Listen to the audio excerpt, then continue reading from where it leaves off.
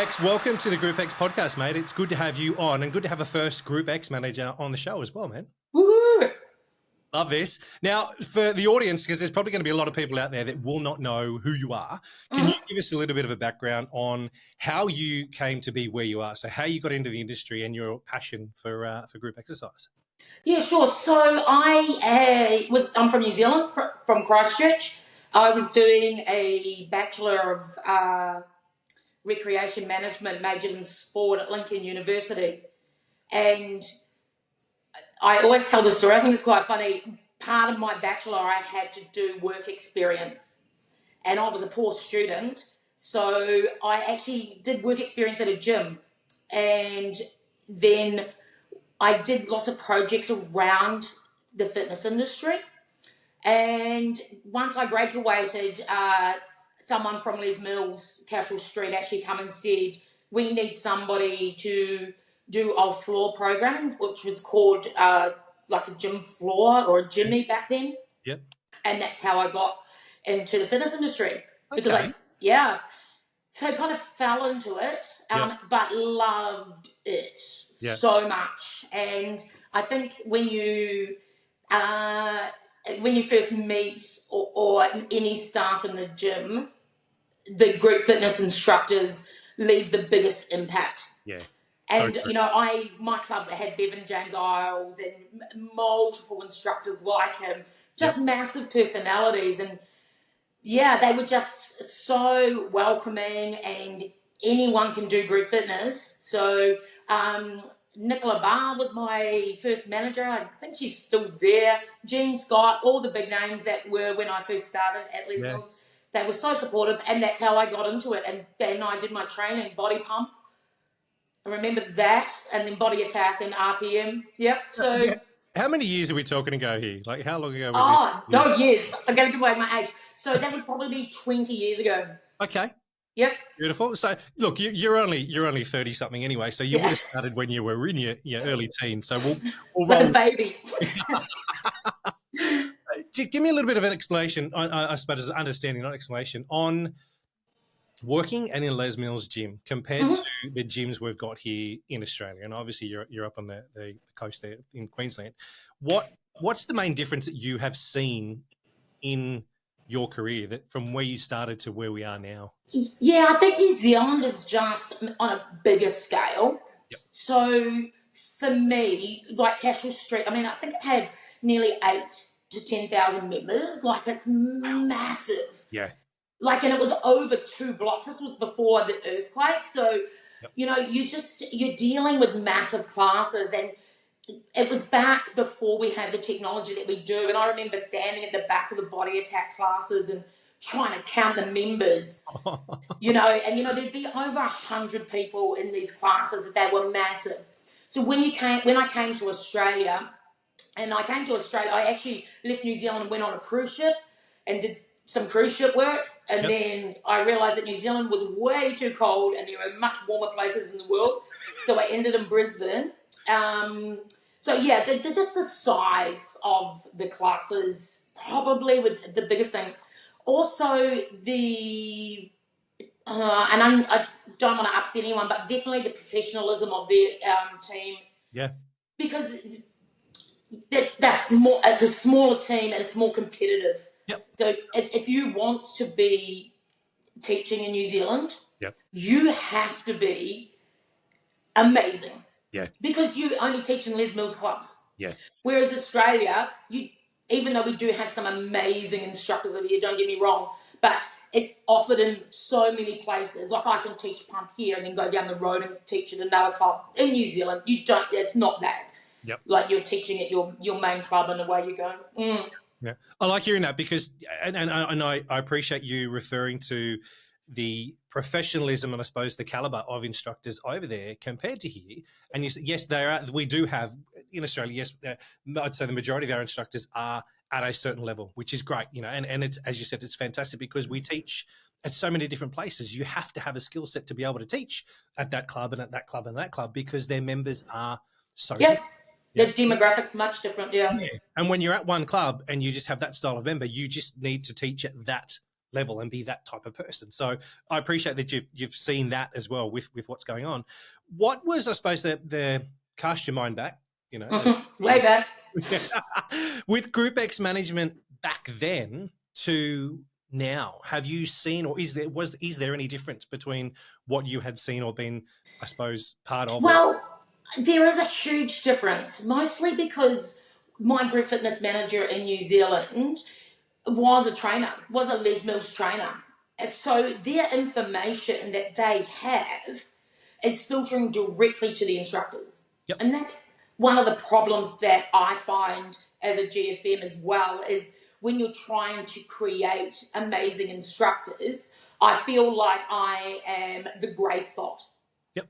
So Les Mills Asia Pacific doesn't give me direction to, as a GFM, to train my instructors. Yep. So, as long as I keep current, and I try and keep current in the programs that I do teach for something like Les Mills, then that's going to be okay. But when it comes for me trying to mentor or develop someone from body balance, I'm outsourcing that to my best instructor, or the instructor that my mentor can go to their classes. Yeah. So in New Zealand, I guess you're launched a little bit better because you are dealing with the people that have developed the program. Yeah. And I don't want to say that it gets watered down, but I always felt that there was a grey step that Les Mills could have always stepped up and said, well, we could do some direct training or give direct information to GFMs and how they can best recruit or best train. I've been in the industry for a long time, and I do feel like maybe if you're a newer GFM, that's definitely a step. Yeah. And it's not just Les Mills. Don't get me wrong. I'm just using Les Mills as an example. Yeah. Zumba's another thing. Like if I have a Zumba instructor and they come in and they dance, I'm like, oh, that's amazing, because I can't dance like that. But, someone that has obviously got a background in Zumba, like, oh, well, perhaps they could have done this. And I'll be like, I have no idea what you're talking about. So from a group fitness management perspective, it's probably, a massive grey area that we do overcome No, I appreciate that. That takes me back to days of North Sydney Fitness First and the yoga studio. We had a yoga Pilates studio. It wasn't performer stuff, but it was just mat Pilates stuff. Now I let the girls in there run it. I had no idea, but I couldn't touch my toes back then, let alone knew how to fold myself into 17 pieces and move and breathe and roll with it. So there was no opportunity for me at that stage. I didn't have a skill set to be able to walk in. One, I could basic assess them, but I couldn't give them anything or know whether they were amazing or bland. There was that skill set as a GroupEX manager. We're not taught in any way. There's nothing out there really to say, hey, you need to understand this, or these are the steps to go through to do it. Where GroupEX managers, I believe most of them have been thrown in the deep end on, hey, you're the best instructor on the timetable. Go for it. And I have a problem with that as well. Like, your group fitness manager should not be the best instructor on the timetable. I'm mediocre, if that. Yep. But what I love to do is I want my instructors to be better than me. Yeah. And that is my philosophy. I can't even remember who told me, but it may have even been Nick back in New Zealand, or maybe because I did have a stint working for Les Mills down in Canberra, that the GFM is the stage manager. Yep. And your instructors are the stars. Yep. And as much as it pains me that I have to constantly teach in shoulder time slots and not in my big time slots, that's the role of the GFM. Yeah. Because I need to create an amazing team of people. Because if you were to ask me what the number one thing that you need to do as a GFM, it is people. One, you have to have amazing staff. And two, you need to know who your members are. Yeah. You cannot do anything without that. Yep. And I just think back, and I know that it's probably off topic, and people are watching this and they probably think, oh man, I remember that bitch and she was my GFM. Because I've been a GFM for 20 years, and it's just like, I feel like I am such a different GFM now than what I was 10 years ago or 15 years ago, because I have really learned that my instructors, that's what the show's about. Yep. the show's not about me. Yeah. And my job, you have to go in as a GFM thinking that your job, you may not be thanked for your job and you may not get credit from your job, but you have to know that the show, you're putting that on. Yeah. Yeah. Yeah. Thank you for sharing that as well. I appreciate that. That's. I want to get this right when I say this, so that the mindful to not piss people off as well, as we've just sort of. It's okay. We can piss people off. It's more the that needs to resonate with a lot of instructors and a lot of GROUPEX managers as well, especially the GROUPEX managers, realizing that, yeah, you're in charge of that team, but that doesn't mean you get every single peak thing and it's all about you and you shine. A great GROUPEX manager will hold their team up and let them shine so that other people that are out there look and go, wow, how did you get there? Oh, wow, I got there with help from my GROUPEX manager. Yeah. The GROUPEX manager is seriously there to, as you're saying, the stage manager, shine that bloody light on them and hold them up and push them forward so that they actually propel forward and are actually seen to go, wow, yeah, you are what's needed in this place. Yeah. And I think what I want to touch on, you mentioned something about working for Les Mills in Canberra as well. Oh, yeah. Can we, if you don't mind, I want to touch on that just for a little bit. How long ago was that you were working for Les Mills? So I've been here in my job. So I work at the Gap Fitness in the Gap in Brisbane. So I've been here for 13 years, and I did a year up in Cairns for Genesis in between. So 14 years ago, I was with at Les Mills in Canberra. Okay. Yeah. Cool.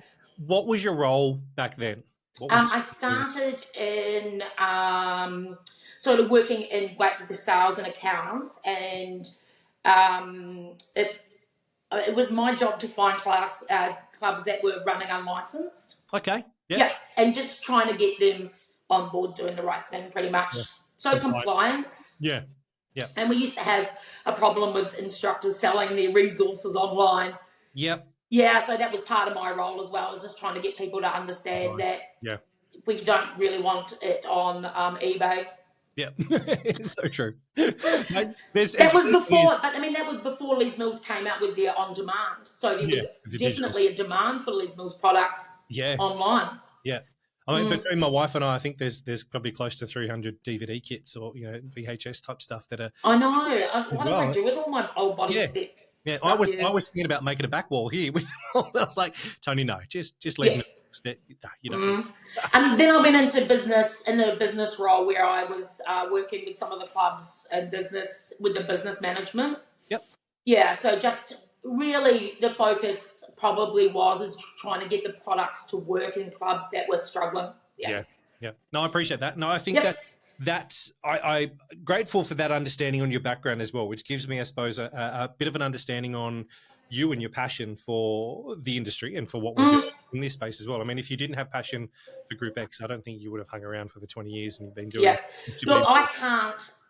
I love Les Mills. I love the product of Les Mills, and I cannot diss it at all. It's given me my career, and some of the people that I worked down in Canberra were amazing, and there were definitely opportunities that were offered to me that, like, I was super happy to be there and working. Yeah.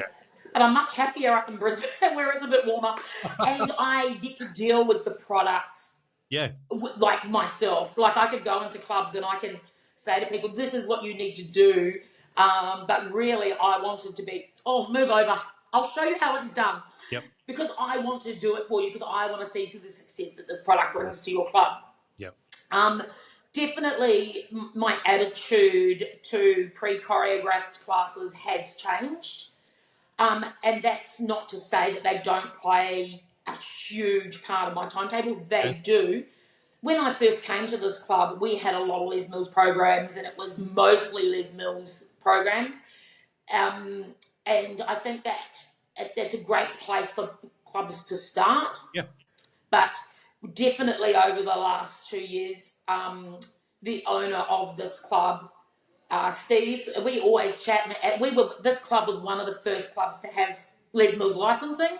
Yep. And he always talks about it, how, the Les Mills instructors, it would have been Mike probably came and did the body pump class, and they were like, sign us up, and they started teaching, and he was always like, people were just shocked with body pump coming from that freestyle. But at some stage, clubs have got to say, you back yourself in the decisions you're making for your members. Yep. And back then, the backing was definitely Les Mills. That was our demographic. And when Steve decided, yes, we're going to do that, we're 100% in. Yep. And I feel like probably since COVID, the fitness industry has definitely changed. Our demographics definitely changed. The way people are using the fitness club has changed. Yep. And in so many ways, it's just crazy what COVID did to service industries, including gyms. And if you didn't change, then I don't know where I would be. I would have classes of 10 people. This is the GROUPEX podcast. What's the offering you guys offer at the moment? What would you say your pre-choreographed to non-choreographed, or they're all choreographed, but pre-choreographed to a freestyle class? What would you say your percentage is? It's probably 50-50, maybe 60-40. Yep. Yeah, to pre-choreographed stuff. Yep.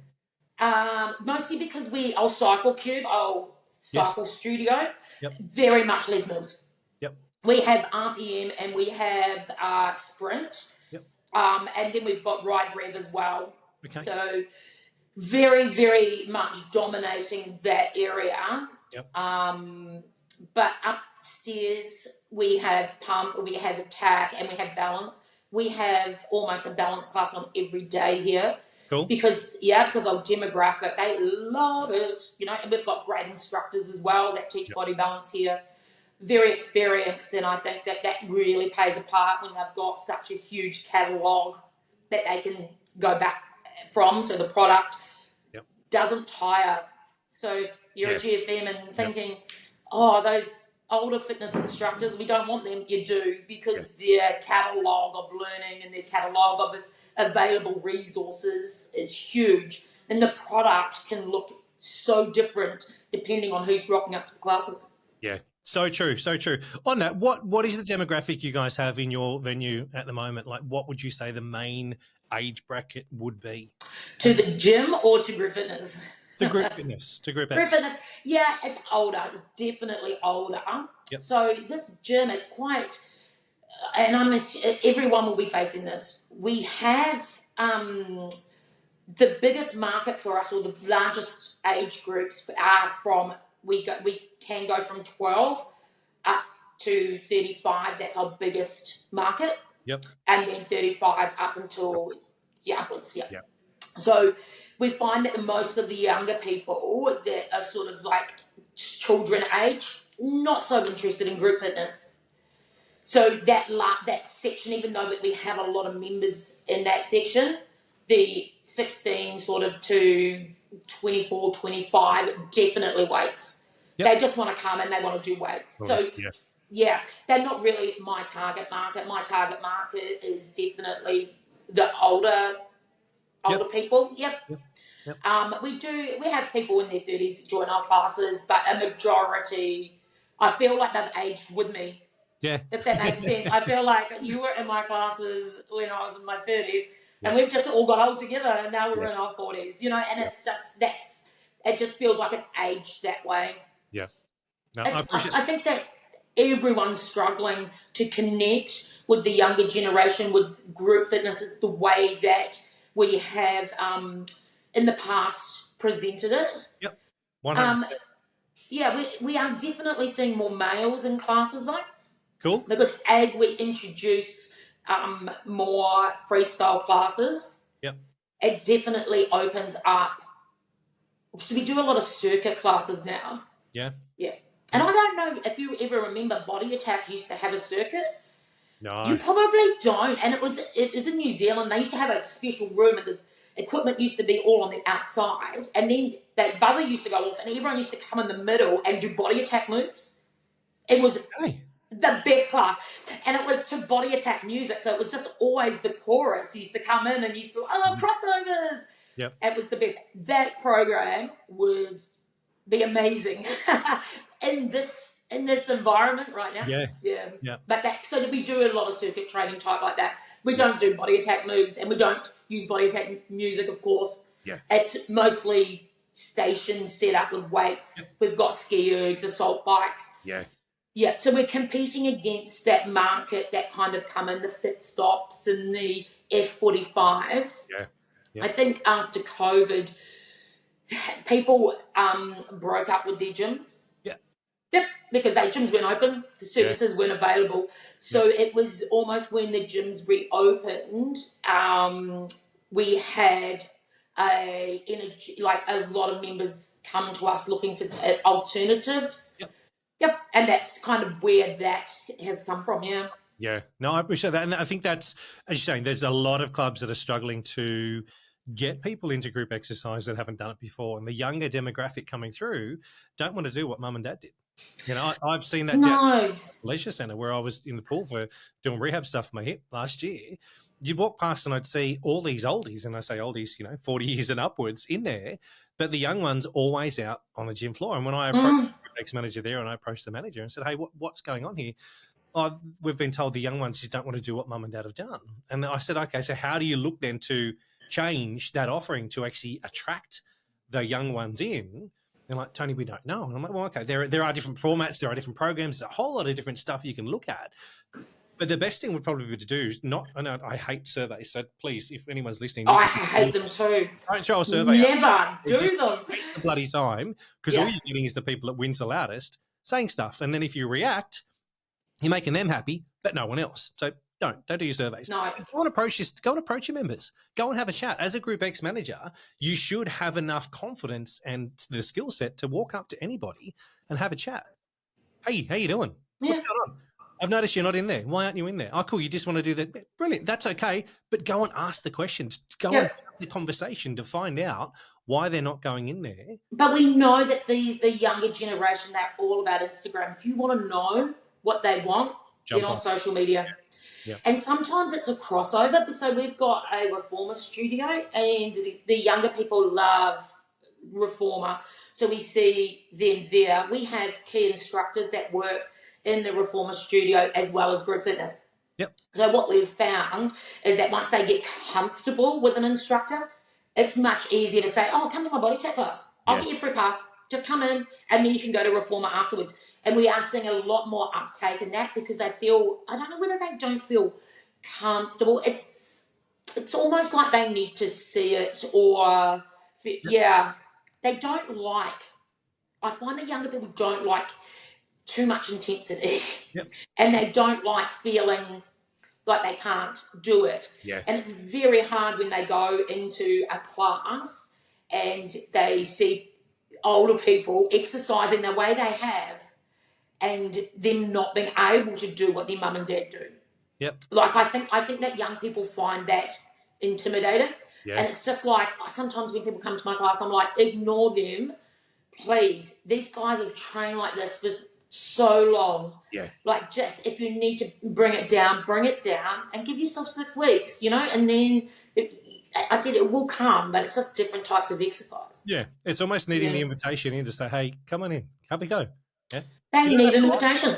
Yeah. They need someone to hold their hand and say, this is what we do. Yeah. It's sometimes it's the unknown, it's the intimidation of that, which they're cool. They can be comfortable going into the gym, lifting stuff. They're happy with that. But when it comes into, hang on, what am I walking into? I'm going to be here for 45, 60 minutes. What do we do? Yeah. Oh, no, I'm out. So, it's also the way as group fitness instructors we teach, because I'm old school. So I'm yelling, calling people maggots, whatever, just like inciting hate, pain is weakness, leaving them, like I'm using all this crap. And it's scary for young people. Their parents didn't yell at them. Yeah. Their parents have a different teaching model. Yes. So we, I think our older people, they think it's funny. They laugh. Yep. We threaten violence. Like my favourite slogan has been for years, my foot's going up your ass, what's going on? And you say that to young people and they kind of, because they haven't had that, you have to teach a different class. You have to change the way that you're teaching. You have to be supportive, and you have to really, with your coaching, it has to come in a different way. Yeah. Their teachers, their parents have not yelled at them. So if they go into a class and you yell at them, it's almost like a shock. I feel like they're shocked. Yep. Yeah, so you have to make sure that when you are teaching, you do that kind of the yelling stuff that people expect, that, but other people are going to have different aspects of their class that they really need. And, I mean, that's why programs of floor coaching really work. When you can turn off your mic and you can be one-on-one and help them, and it makes more nurturing. Whereas I think sometimes with the older people, they get a bit offended if you one-on-one them.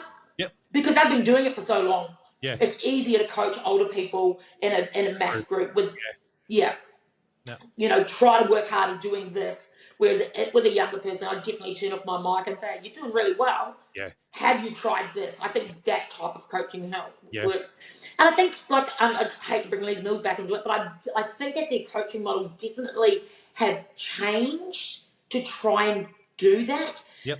But I'm not sure that information's gone to instructors of the old school, because we get results by yelling and woohooing and doing that other type of instruction. One thing I'd want to add here is if there's any instructors watching, the easiest way to pick up something new is to go to another instructor's class. And I think that's not happening as much as what it was years ago and pre-pandemic days. Instructors don't have time. I've just got to teach them out of here. I've got something else going on. Yeah, and you're actually best to go to a class where you don't like the instructor, because you'll learn more from walking out of the class going, I hate that. Yep. That made me feel horrible. Yep. They didn't explain this well. Yep. They should have done this. You're more likely to learn from that. Yep. You actually learn more from bad experiences than you do good experiences. I know when I go to a body attack class and the instructor's amazing, I run out the door, woo, that was amazing. Why? I don't know. It was just fucking awesome. And but if you leave from that person, when they did the split room, they should have split this way because of this, and then I didn't have enough room. So I'm definitely learning more from an ill-prepared class, or a class that probably didn't hit. Yeah. And we all have them. Completely. Yeah. On that as well, instructors that are watching here, don't give feedback if it's unwarranted. If you've gone to somebody else's class and it's shit and that instructor hasn't asked for feedback, don't give them feedback. Just walk on. If they ask for it, brilliant, give them some, but keep that to yourself. Learn from what you've experienced, as we're saying. You learn, Yeah, take it away. You know what not to do, what to do, but don't don't project your advice or your feedback on someone if they haven't asked for it. And I think the thing is because the instructors know that they've done a shit job. We've all done it. We've all got off the stage and you're just like, oh man, fuck that up. And you're already feeling bad. You don't need someone to come and say, oh, that was really bad. You got this choreography wrong. Well, I know that. Yep. Thanks. Yep.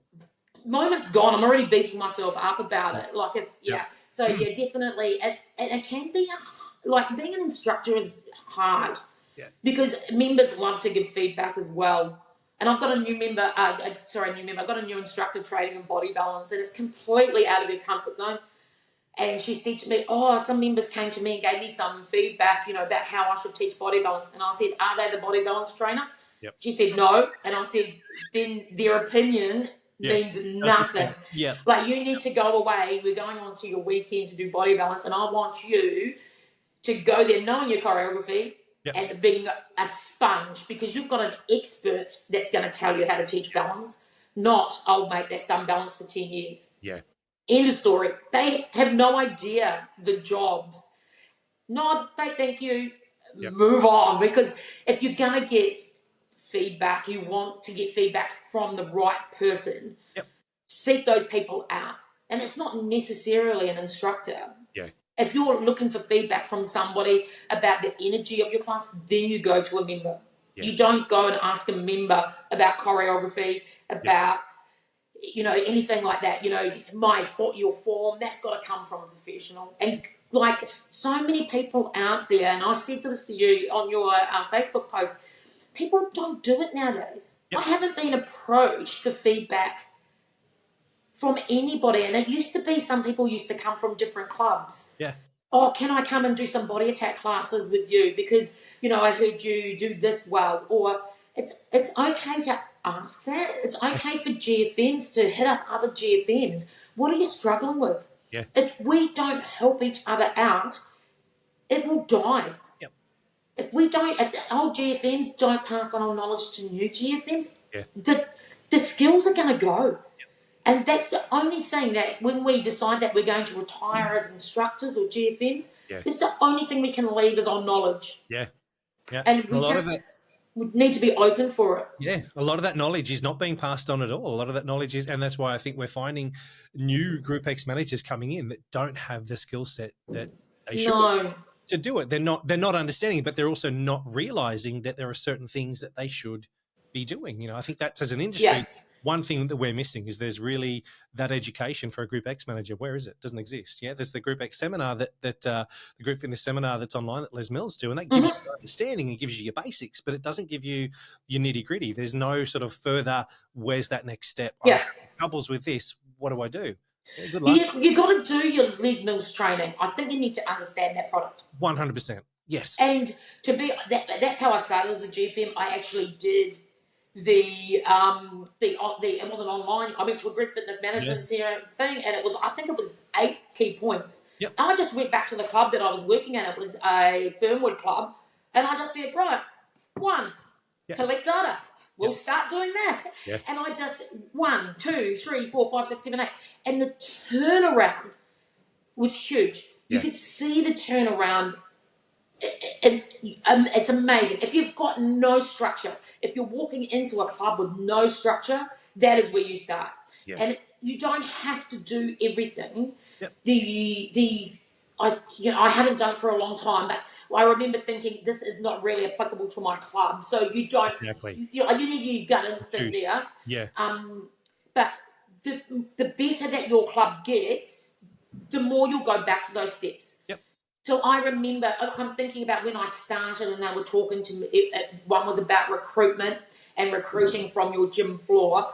And when I was starting as a GFM in the club that I was in, it was better for me to outsource. It was better for me to go and get experienced instructors so I could get the classes up and running. Okay, because the last thing that I felt confident in and the hardest thing sometimes is training new instructors. Yep. Now that I'm an experienced GFM, most of my instructors come from the gym floor. Yeah. I have now an expert eye. I know what I'm looking for. That person knows music. That person moves on the beat. Yeah. There's no point in advertising in your club. Yep. Don't put those signs up that you're looking for instructors. Those people are not good instructors. You are looking in your class and you are looking at the people that move, the people that are connecting with you, because if they connect with you, they will be able to connect with other people. Yep. You cannot teach that. You want to be able to go up to people in the class and say, have you thought about becoming an instructor? And that is key. Yeah. But anyway, I think that definitely comes later. But absolutely, if you're starting out, I think it's the only sort of it's so hard, isn't the fitness industry so hard? I can't imagine, and I'm actually training in my forum training and assessment. Yeah. Yep. So I cannot imagine anybody, and I could be wrong, and someone's probably out there screaming at the screen, I do this, but I can't imagine from what I've seen so far, people doing the group fitness element of their Cert 3, and someone actually taking the time, half an hour or 40 minutes, and explaining how group fitness runs in clubs. It's an add-on, which is insane, because if you're going to work in a gym, it is so huge. 50% of our members check in to a group fitness class. Yeah. So 50% of our members are coming to a group fitness class, and they will go and they will do such a small, like people do a small component. Back when I was doing training to work in a gym in New Zealand, it was always, you want to teach group fitness because there's no place in the gym where you can stand up and advertise yourself to 100 members as a personal trainer. That's how my personal training business took off back in the day. Yeah. I was an instructor. I was instructor. We were very, very lucky that it was a very busy gym, and we had 40 bikes in the cycle studio, and every single class usually had between 30 to 40, if not more, people that missed out. And if you weren't, I had that attitude. I was a cheeky, smart-ass bastard anyway, that I would be able to get people. If people gelled with you in class, it was easy for me to Absolutely. up and hey, I noticed you're doing PT as well. Can we? Yes, they can. Let's go for Yep. it. And whether it was one session a week or one session a month or whatever it was, I still make sure that I saw that one person as frequently as they could. My books were full.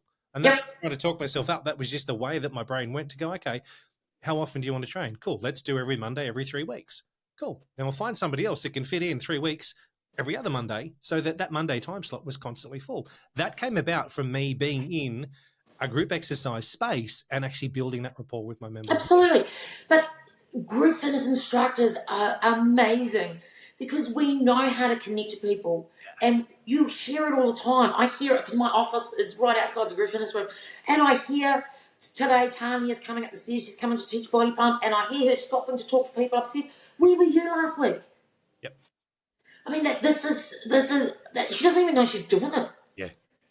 It's gold. It's gold Yeah. for clubs. It's gold. If she wanted to come in here and personal train, she's got a connection with someone. Yeah. She understands people are away. She understands when people are here. You hear them. Oh, I've got a sore leg. You just hear. Yeah. Anyway, it's just like group fitness is gold. We need to get back into clubs at being gold. Yep. We need GFMs out there that are promoting group fitness. We need clubs that are going to support their GFMs. Stop micromanaging them. Yep. Don't hire a GFM if you are going to tell them what to do. Yeah. You're hiring an expert in that area. Let them be experts. And absolutely, if Steve, my boss, was here, would say, remember when you fucked up? Absolutely. Yep. I mess up all the time. Yep. But as a manager of a club, it's going to happen. Yeah. It's going to happen. And you need people to let them run. You need to get those GFs in the club and you need to let them run, because we are going to mess up and we are going to do not bad things, but we are going to have to sit down and reflect on that. Yeah. And that's the fastest way that we learn about how our club works. Yeah. And I would love to mentor a new GFM. No one seems to want to do it. I'm always like to myself, would you like to do this? Would you like to do that? And they're just like, no, I see what you deal with. No, I don't want to work 24 hours, 7 days a week. But no, it's fun. No, it really is. I love those phone calls at 12 o'clock at night. No, turn your phone on silent. On that, what is the thing about GROUPEX management that you really appreciate the most out of everything else that we've got to do in the role? What is it that ticks your box? Firstly, I love mentoring people. Yep. And there's nothing better, and I think any instructor does this, there's nothing better than training somebody and then they go on to be amazing. Yeah. There's nothing better. I don't want to go, I want when people come, because we have a really good team here and they come into your classes and stuff like that, and I'll have instructors that I've taught that I mentored, 8 years ago, and I feel like a proud mother. Like I really do. I feel like, I taught her that. Or they go off and you see them teaching in another gym and you're like, yeah, I did that. Yeah. That I love that.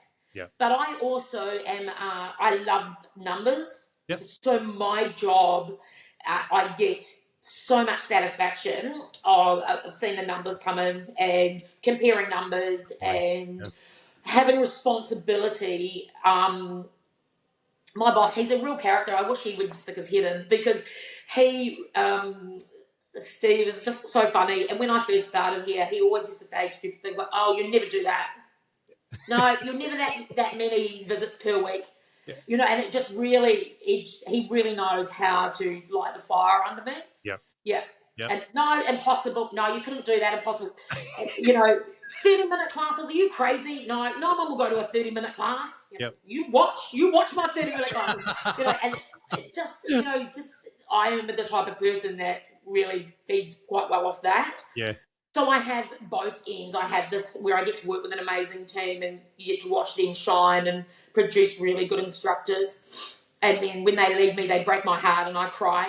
Yep. And then I have this other side as well where it's sort of like a very business side. Yep. Where I'm definitely held accountable for the money and what comes in, what comes out. Yep. And I do, if somebody is, and I'm going to offend people here, if somebody is wanting to be in the fitness industry and you want to be a GFM, and I know in Queensland it makes it easier when you see these beautiful Good Life clubs and they go to Good Life, give the smaller mum and dad clubs a good go. Yep. Because you will be supported, you will learn about the business, and you will get better results for yourself because you will see it. Yep. It's not just about collecting numbers and getting numbers in classes. It's about making business decisions. Yes. And, Yes. you know, my instructors always say, you're like, my delivery I could always work on. I understand that. But they always know where they stand. Yep. Yeah. My instructors, they're experts in their class. Yeah. And they are responsible, and I love them when they have great numbers. I also love them when they don't have great numbers. Yep. But their success is celebrated when they have good numbers, and then the responsibility goes back to them when they don't have great numbers. Yep. You know, I'm happy to work with you, and I can do the best that I can to work with you. But, you know, that's what the GFM is there for. We're not there to, you know, we're there to support somebody in a role and make it better for them. Yeah. And the instructors, I've got instructors that have been here longer than me. My newest instructor, my baby, has worked here for 3.5 years. Yeah. They do not leave. And when they leave, it's like I'm getting divorced. Yeah. I've lost a child.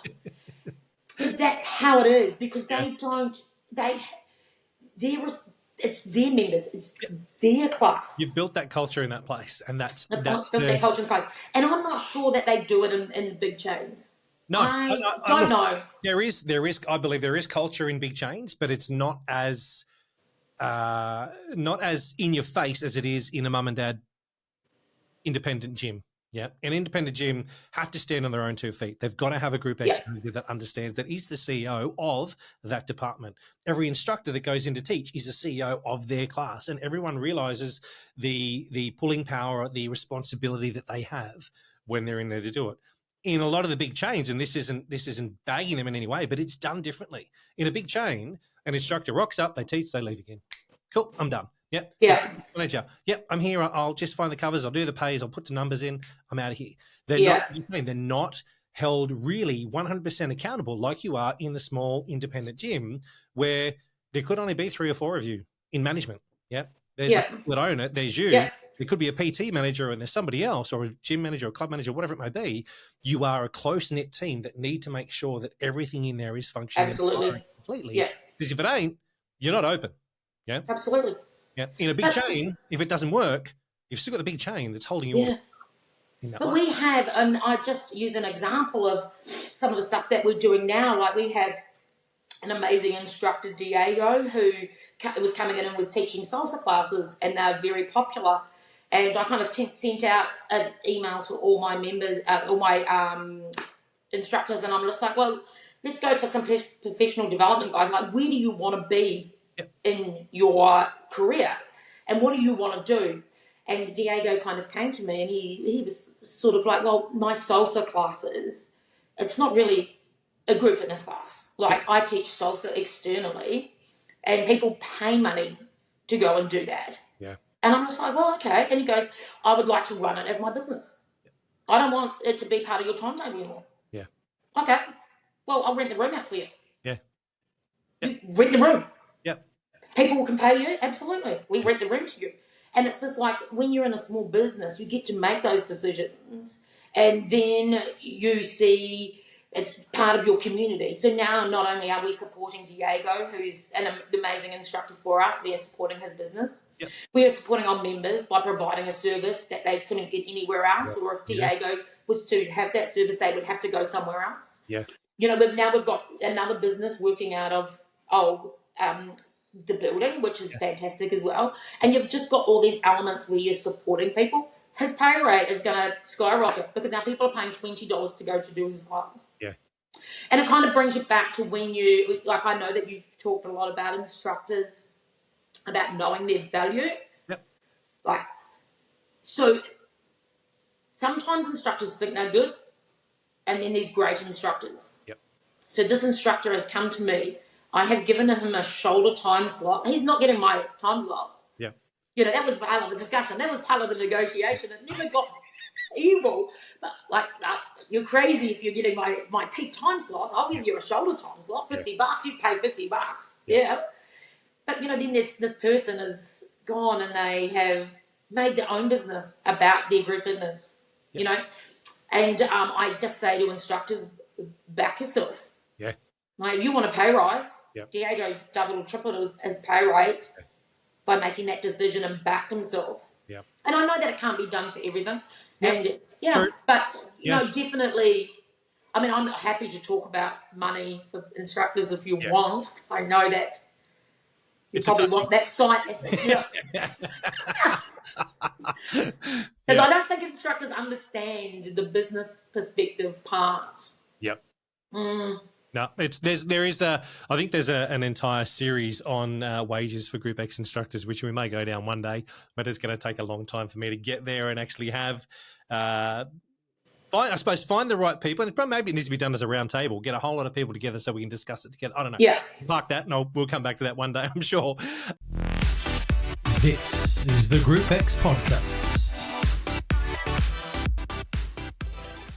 GROUPEX management. What do you think needs to change that you're seeing in the industry? Not so much from you and what's happening in your club. By the sound of it, things are functioning and firing on all cylinders there, which is bloody brilliant and part of the reason why I'm grateful. Yeah. But what are you seeing or hearing out there in the industry that you think needs to change, or that GROUPEX managers need to have a good look at themselves, shake themselves up and go, holy shit, you're right, we should be doing this and focusing on this more?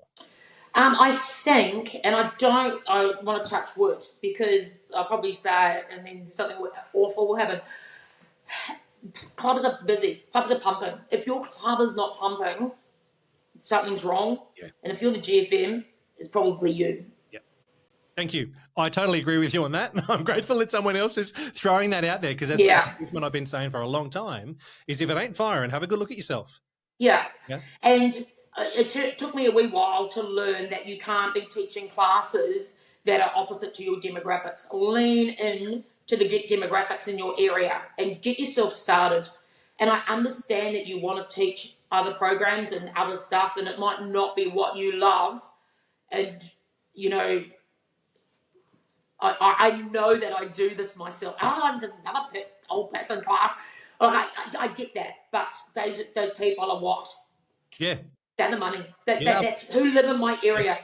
Young people, I'm not going to be travelling into my area and they don't want particular classes. But if I can get my group fitness running with my demographic that is already coming to my club, they are going to speak about my club to other people. Yeah. I have worked in every aspect of a fitness centre. If I don't believe in sales, I think that you can not have a salesperson at the moment in fitness clubs. Yep. Clubs can save themselves money that way, because your good quality members are coming through word of mouth. Yep. And 1,000%, if you want to grow your group fitness business, get good classes going and get that word of mouth going. Yeah. That is the biggest thing. But group fitness managers, you've got to stop running classes with 10 people in it. That's not group fitness. That's personal training. That's small group training. Yep. You've got the wrong product in your gym. Yes. Yeah. You've got to change your products. You've got to get out there. Who are my demographics? Look on your gym floor. If you don't, everybody should be having systems now where they know, what the demographics of the club are when people are checking in. I know this. Yep. I am the GFM and I work with the people that do customer service, and the decisions I make impact their jobs. Yeah. Ultimately, the decision comes down to me, but I don't make a decision without running it by people. Yeah. Because we all have the same information. I know what the direct debit run was and how much money came into the gym last week. The group fitness manager needs to know that. The group fitness manager needs to know how many visits in the club were last week and how many check-ins were for group fitness. You need to know that. Yep. Yeah. And because if you've got 1,000 members checking in per day and only 200 of them are for group fitness, you're working at 20%. Yeah, there's a problem. There's a huge problem. Yeah. You should be looking at my gym and saying, that's what I want to do. I want to be in the 40s and the 50%. I want half of the visits of those people in the gym coming to my group fitness class. So how do I change that? How do I turn that? Yeah. And if you're saying, oh, but you just told me that young people don't want group fitness classes, and well, no, my young people don't want group fitness classes. Yeah. But if that's your demographic, then you need to go and find out. Yes, find what group fitness class will attract them. Yes, absolutely. Yeah. And I know that we have a lot of young guys that come in and they do Pilates and they do yoga. It's still pretty hot with the young people. Yep. Whack that in there. Get that in there. Get that moving. Your club should be firing. Yep. This year we've already, last week, for example, we had 1,400 check-ins for group fitness. It was almost 400 visits on what we did the same week last year. Yeah, brilliant. So we're already 5,000 or 6,000 visits up going through this year. That's a whole month. Yep.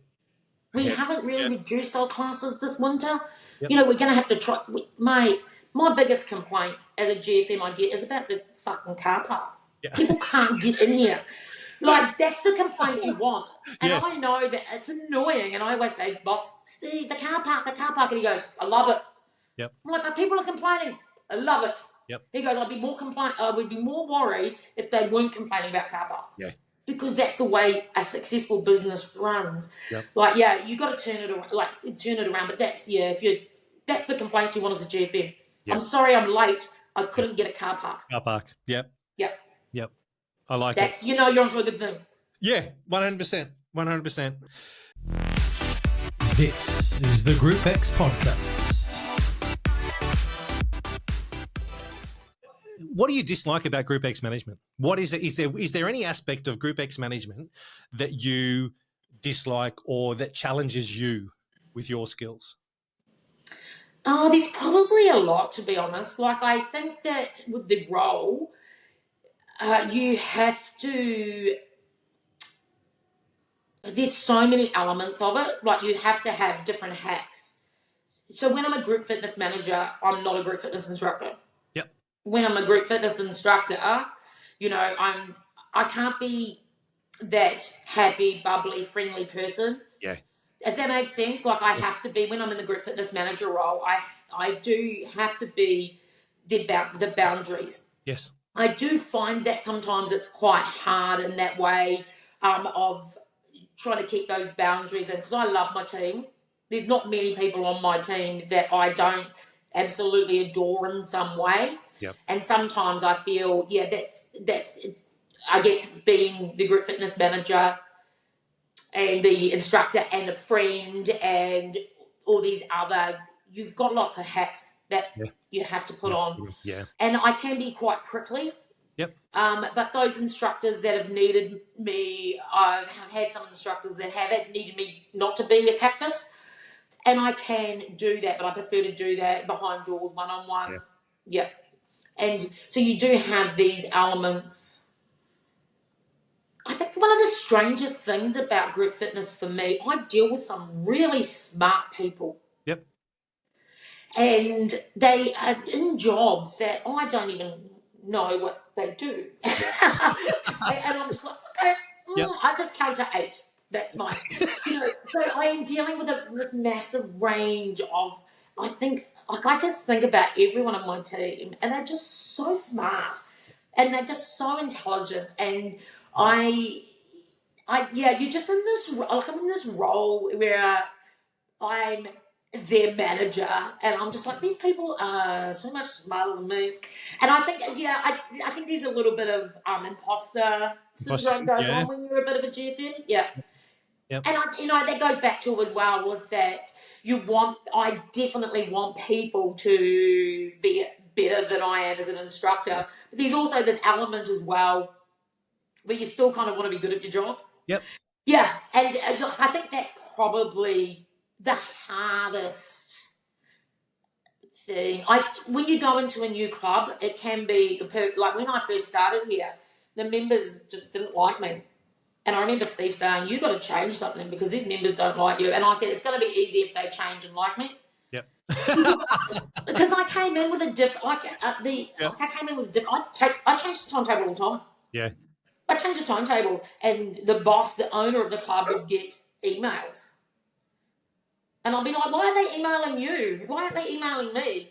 And he goes, "Because that's what we do here." And I'm, "Oh, not anymore." So when I came in here, I really ruffled feathers, and I did, and it did take a wee while for, I guess my personality doesn't necessarily suit everybody, but yeah. So I mean, that's the hardest thing about a GFM. Yeah. You're dealing with, I don't know whether you've done the disc profiling. Yeah. You're Yep. dealing with people that have got like that. When they are teaching, they are the high eyes. Yeah. They want to be in the spotlight. They want the applause, and they can be difficult. It can be difficult managing that. Yes. And I've gotten people that have got, like I say, they're just amazing people, and they come here to take their time out of their busy days. They've been at work at the government all day, and then they're coming in here and they are taking classes. Yeah. And I've got this business. I've still got a runway as a business, and they're just like, you know what? I just want to go in there and woohoo. Yeah. I just want to go and have fun. And I just think that can, like, you've got to really, from a personality perspective, that's probably my biggest weakness. Yep. Yeah. No, I appreciate that. But I've got a really good team, and they've been here for a long time, and I feel like the longer that you are a GFM, the more people you surround that understand you a little bit better. Yeah. The thing I found is that, especially back when I was GROUPEX manager in North Sydney, that you get to know your team, you get to know the skill set they have, and you can use that skill set from their day job to help you manage them. Yeah. And understanding them and understanding their personalities, as you're saying, and understanding what they do. If you have that skill set to tone into that, get to know them that little bit better outside of that environment of, they're just a body attack instructor or whatever it may be. You sit down, you go and have a coffee, you get to know them a bit better. They're going to have some skill set that you're going to be able to bounce off that's going to help you do your job better.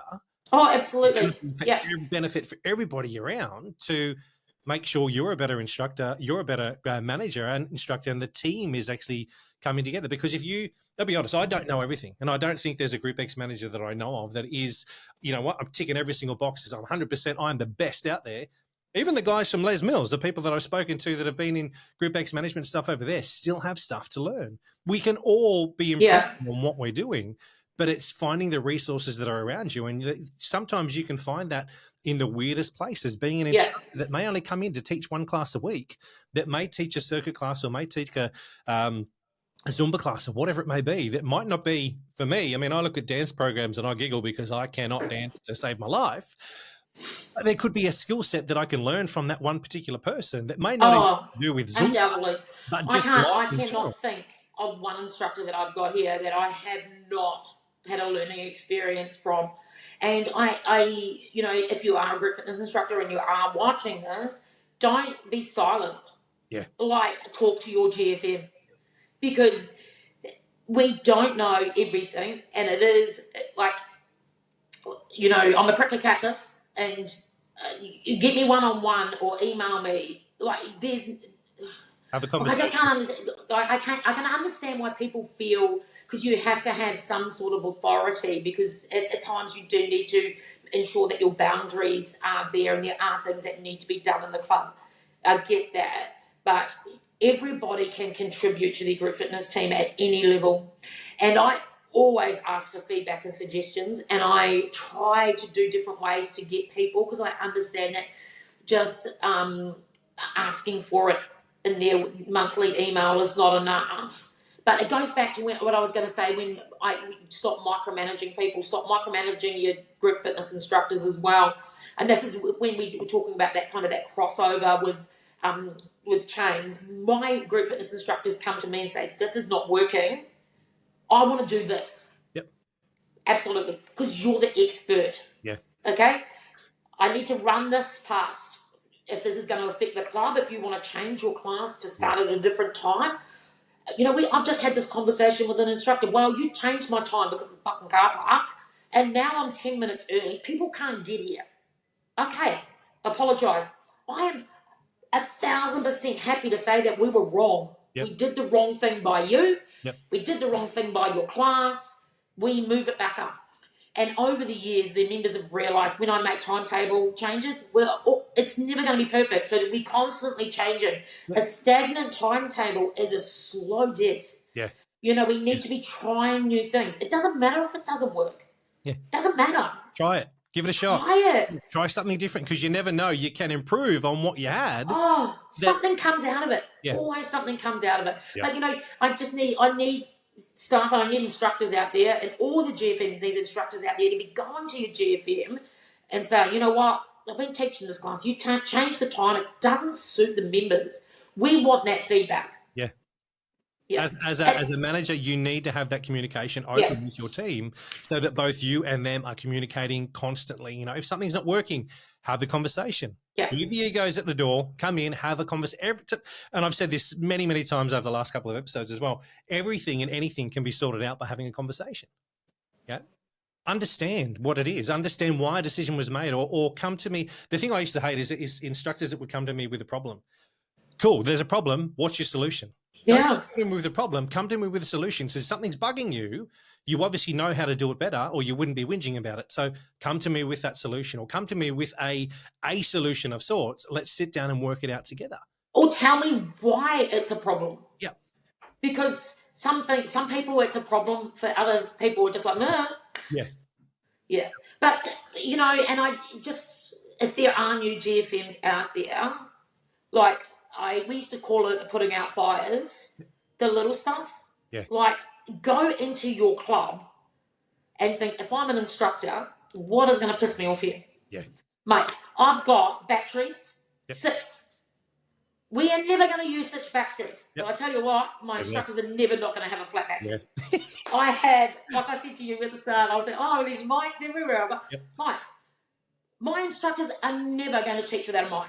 If they come in and the mic is not working, you don't teach. Or you're teaching, you're not speaking. Yeah. Because I have been to clubs where I've expected to teach without a mic. No, you don't do that. But GFMs need to go into their clubs and say, what is the basis line that I can supply for my group fitness instructors?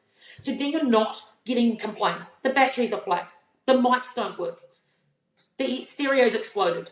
Yep. You need to be able to move and make sure that those fires aren't going off. So the feedback that you do get is going to be quality feedback on how their jobs can be improved. So new GFMs, if you've gone into a role, you go in there. That's the first thing you do. Yep. Go in there and just make it, I want to be a group fitness manager that comes in here, and this is what I expect as a person that's going to teach you. Yep. Communication. Yeah. Yeah, that's the biggest thing. Like, I try and always be a month in advance, and it's hard here because my boss, he likes things to move quick. I love fast change. I love that. But I understand that fast change doesn't suit everyone in my team. Yeah. So I have to change, and I have to be a month out. Like, this is going to happen in a month, rather than Steve and I have decided next week we're going to do this. Yeah. GROUPEX managers that are watching as well, make sure that you reach out if you need help. Yeah. So I'm here, Bex here. You know, there's a team of people that are out there that have been doing this for a long period of time that are happy to help. You know, we're not sitting here going, good luck. Yeah, you're on your own. Reach out. If you're new to the role, or even if you're not new to the role, you've been doing it for a while and you need to change something, reach out and have a conversation. But also, I will say is, watch who you're taking advice from. There are some people out there in the industry that are giving advice at the moment that they shouldn't be giving advice. They're not. They're not people that you should be taking advice from. I'm sure there's people out there that understand who and what I'm talking about. I'm not going to go down anything else, but watch what groups you get involved with on Facebook and that kind of stuff, and watch who you're taking your advice from. Just make sure that it's the right people giving you the right advice with the right intent as well. And also, just because someone gives you feedback, and this is for GFMs and instructors, it doesn't make it relevant. Yeah. Like I say to my instructors, I can give you feedback. You can walk away and you say, no, I don't agree. Yeah. You have every right to, when someone gives you feedback, to say, it's not applicable. That's just your opinion. Everyone's got an opinion. Call us assholes. Yeah. it was someone had said to me in one of the earlier episodes I did, probably in season 1, maybe season 2, when I was chatting to a trainer or presenter, that feedback for them was like Christmas presents. Yeah, cool, great. I love this one. Oh, I don't really like that one. Oh, I love this one. I don't really like that one. You played with the toys you wanted to. The ones you didn't want, you just put away. And it's the same sort of thing with feedback. You take it on board and go, yeah, cool. I appreciate that, and I can get something from that. But that bit of feedback you just gave me, well, that's just a personal opinion, and that doesn't resonate with me because I don't need it. Brilliant. Thanks for your feedback. Cool. Don't give feedback on the feedback, though. And I just think that we, in a job that people feel so comfortable giving feedback, and I do think it's important for our professional development to try and get feedback, but I think 100% it's got to come from the right place. Yeah. And you have to be in the right place to receive it, and the person that you're getting it from should be in the right place to give it. Yeah. I get lots of feedback. I teach a little bit with my mate Luke, and he's always like, body attack 2.0, because I'm always like, I can't really remember what's here. I'll do this. And he's just like, and he'll roll his eyes, and it's almost like the feedback that he was giving me when we first started teaching together, get your choreography 100% right. But he's been an instructor, he understands, and he's just like, there's no point in telling her. Like, as long as she gives me a clear cue about what we're doing next, and it's round about the right thing, we're going to be okay. Like, and that's about feedback. Yeah, 100%. You should get your choreography right. Yeah. But sometimes the feedback is just like, you know what, I'm doing a good job. My numbers are right.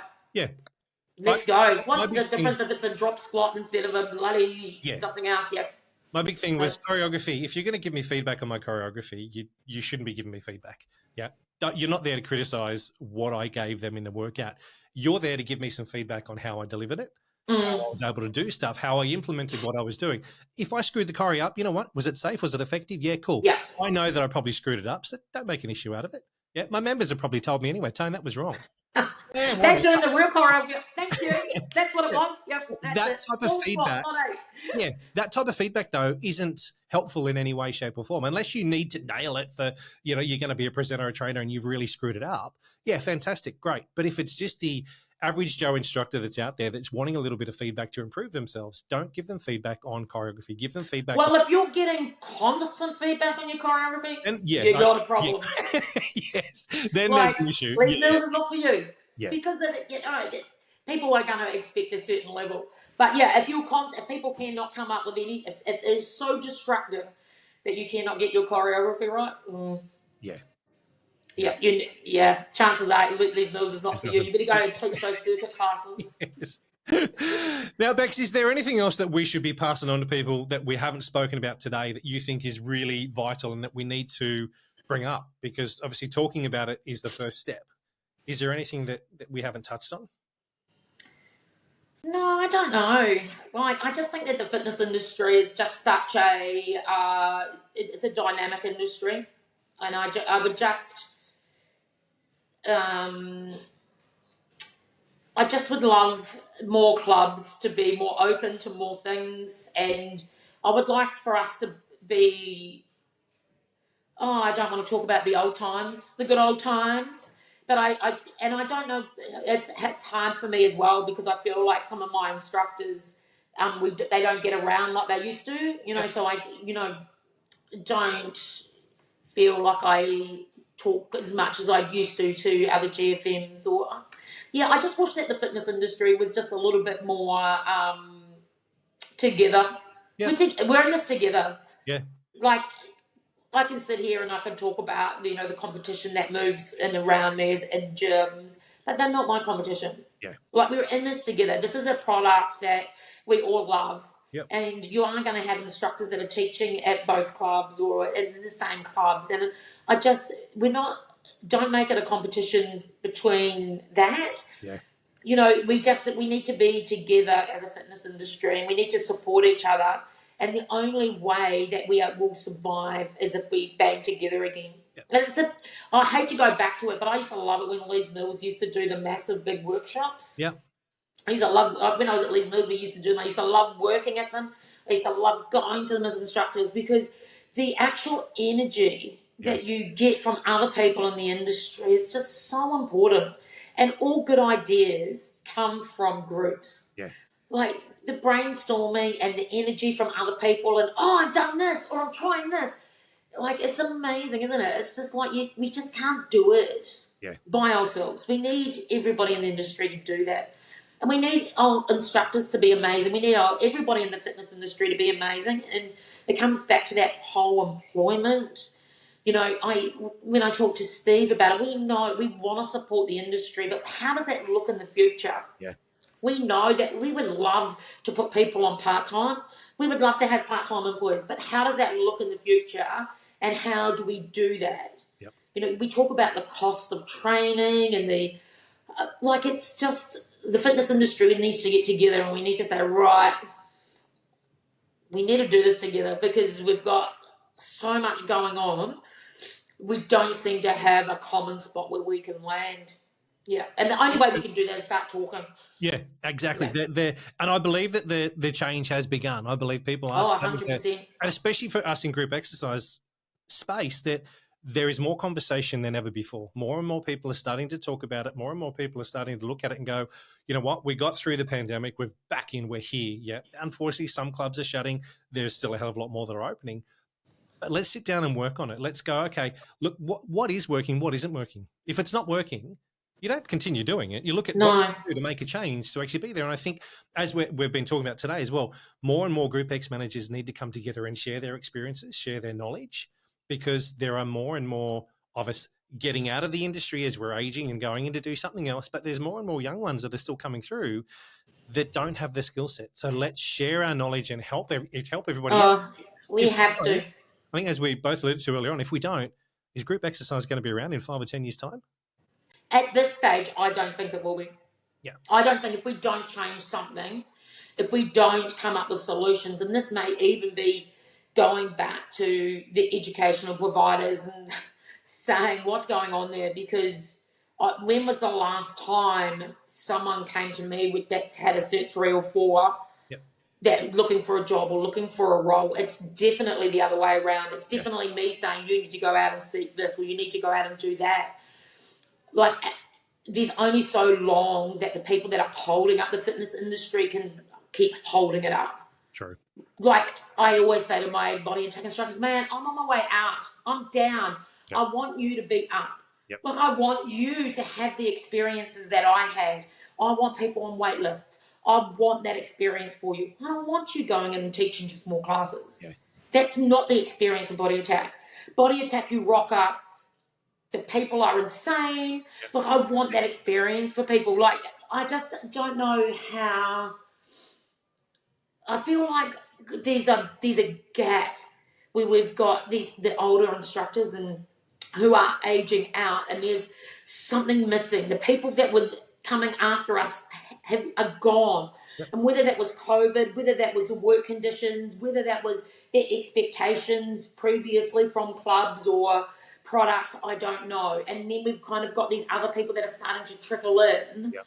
But I feel like, there's no one to look after you. So the older instructors, we've missed that opportunity. There's that. Yeah, there's there's 3 different sections. There's us oldies that have been around for a while, a new section that came, and some have stayed, some have gone, whatever it may be, and then the brand new ones coming in. What I think has happened there is that we mentored these guys in the middle. The guys in the middle, for some reason, were threatened, or whatever it may be, didn't want to mentor any younger ones coming in. They were threatened. What happened to that? Class, that type of attitude, I think, needs to disappear, because I know when I first started, I had someone that had been in the industry for quite some time that mentored me through. I passed that knowledge on to people that I helped come into the industry as well. Absolutely. And I think that's one thing that is missing. We're not passing down our education and having those conversations. But the village raises the children. Yeah. Like, the village raises the children. Like, it's like everyone has got everyone's got different skills. And I've definitely mentored people where I'm just like, I find it really hard because, like, I'm old, you're young, you're teaching in a different way than I am, but people can help us. 100%. You know, it doesn't have to just be me. Yeah. You can be mentored by so many different people and in the club. It doesn't even have to be someone that's teaching the same program as you. I definitely learn my choreography a different way, and all the instructors laugh at me because they'll say, body attack, and I'm like, A, B, D, C, C1, C2, B. And they're like, what are you talking about? I'm like, but that's the format. That's what we got to go in. And then, you know, I would start, I've got to remember that it changes D2 at the end. What are you talking about D2? It's in the notes. Yeah. And they're like, oh, you mean this? And I'm like, because everyone learns such a different way. Yeah. And it's like you can mentor people, but if people are struggling with learning, like, why aren't we opening it up to the rest? Yeah. I've got instructors that completely rewrite their notes. Yeah. Look, when I first started, Shannon Cleary, who was my mentor that helped me with everything when I first started, Shannon and Andrew Taylor, I remember sitting down with Shannon one day and she had this piece of paper, this like butcher's paper on the table that had triangles, squares, and circles. Now, it all meant something to her. Yeah. But I looked at it and I was like, what? I was looking at the Corrie notes and I was looking at what she wrote down and I was like, how the... But it meant something to her. That's how she learned. Yeah. She went in that way and nailed it. Yeah. But to me, looking at it, I was like, oh, what is a triangle? Yeah, a triangle with the number next to it. And she had it all planned, but she would rewrite the entire Corrie notes. Now, it's unreal, isn't it? I'll be honest, I look at the Corrie notes once or twice, but I learn visually. So I learn by watching the masterclass. Yeah. That's how my brain computes stuff. I learn from that. To me, YouTube University is God, by me. Anything that I can watch on YouTube of someone doing something, it sticks in here. Get me to read it. Hey, what now? No, it just doesn't work. And I think everyone works in and learns in different ways. But there's what I'm getting at with that is there's so many people that have skills out there in our industry that are willing to help as long as we have the conversation and ask. Yeah. Do you think that people don't have the confidence? Do you think that we in the past have made it sort of like it's gate kept some information? And I think there is some of that with that, as I was saying, the three different types of sort of phases that we saw come through. I think there is a certain demographic of instructors that have come through that haven't passed it on for whatever reason, whether that just be that they haven't got the skill set to pass on, or they've felt threatened that if I pass this on, you're going to take my classes. I'm not quite sure. But I would say to everybody, GROUPEX managers and GROUPEX instructors, none of that, managers and owners that are watching as well, have the conversation and go to your team. How can you help? Yeah. One of one of my most favorite sayings is, how can I help? Yeah. What can I do to help you? How can I help you in whatever it may be? Now, if I'm not saying that I have every single skill set, but if you come to me with something and I can't help you, I'll find someone that can. I'll find somebody. Yeah. How can I help? Yeah. It's a worry, isn't it? I think we'll get there. As I said, though, I think that the change is happening. I think the conversation is, and that was part of why I started all this as well, is to get group exercise spoken about more. Yeah, and thank you for that. Look, I haven't taught in the last 7 years. Yep, since the hips went and since I left Les Mills and started to work back for Body Bike, I stopped, and I still have a passion for the industry. I still see when GROUPEX is firing properly, it's amazing. Oh, it's amazing, yeah. You don't need the sales team. If GROUPEX is doing its thing, you don't need a sales team. Your group exercise department caters and does all of your sales for you, because you start getting referrals and you start getting all that in there. You need to have some salespeople to do the processing stuff, but you don't need it as heavy. Now, if GROUPEX isn't working, you need salespeople. You need salespeople to make sure you're getting people in, but then you need to work on GROUPEX to make sure that it is doing what it's meant to do for you, because it is the biggest tool you have. Mate, the instructors are so passionate about fitness. And the great thing about instructors is they don't care. Like, they don't care. They just want people to be fit and they want people to be active. But I don't care how people do it. Yep. If people come to my class and they say, it's horrible, I hate it, well, go do something else. But I still want you to be exercising. Yeah. Like, it's such a huge part of your life. Yep. And those are the people that you want to put out there, because it's almost like when you put a group fitness instructor that's passionate about fitness and are passionate about helping people, the message is clear. That's what your gym is. Yeah. Like, that's what it is. It's not about numbers. It's not about memberships. Yep. It's about helping people. Because if you help people and people are happy and people are part of your community, you will be successful. Yeah. So true. But then, it's just so hard. But, we don't need all those salespeople. If you're watching this and you've got salespeople in your club and one of them resigns, then maybe consider using that money to invest in other parts of the club. Yep. Where if you're paying someone $60,000 a year to sit there and do sales, what else? I'm not saying squirrel it away. If it's in your budget to spend as wages, how else can you put that towards your club? Do you need to do some education? Do you need to, I've contacted Les Mills before and said, what, can we have a trainer come in here and we just want to, get one-on-one and get everybody on board with these new changes that are happening in our program. And I'm not experienced to do that. Yep. But the Les Mills trainers are just as passionate Yeah. about their products. Yep. Like there's experts out there just waiting to be approached. Yep. It not just be Les Mills, it might be someone from Zumba. It doesn't Yeah. matter if they don't teach in your club. Pay them money to Yeah. come and work with your dance instructors. Like, just those things that you can... I just think, like, with the sales thing, it's such a harsh sort of, this person signs it. And I know I'm going to offend people, because some people, I'm not like that, and I get that. Some people aren't. Some people do care, but it's just much easier if you keep all your shit in one pile. Yes. Include your GFM, include your reception people, include your club manager. They should be tight. Yep. They should be a tight team. And one should be reflecting on the other. Like today, someone asked me what the open day sale was going to be. I'm like, babes, I love you. I don't care. Yep. I don't care what the open day sale is. But thank you for thinking about me. Yep. Just let me know what you decide. Yeah. Because I'm not good at that. But but that's what it should be. We should have that open communication. Yeah. Yep. So if you've got a salesperson that's resigned, and you're watching this, this is what I want you to do. Just even if it's for 6 months. Yep.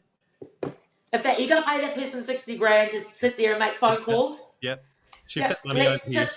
Let's shift the money. What can we do? Do we need to do something in our group fitness studio? Do we need to upgrade our equipment? Do we need to invest some money in some training? Or, is that receptionist that's sitting there that's so passionate about fitness, is she better doing something else in my gym? Am I going to pay for her to go and do a Cert 3? Or give her some classes to teach? Let's just change it up a bit. Let's try something new. Yeah. So true. Bex, thank you from the bottom of my heart for coming on and being the first GROUPEX manager that I've had to really chat in depth about what we do here and the passion that we have for this. I have honestly appreciated it. I know I say that to every guest as well. But it's nice I just love talking to people that have got the same passion as I have, mate. So thank you. Thank you for being here. Yeah, it's so good. We could speak for hours. We could. In my ADHD way, all these things stumbling out of my mouth.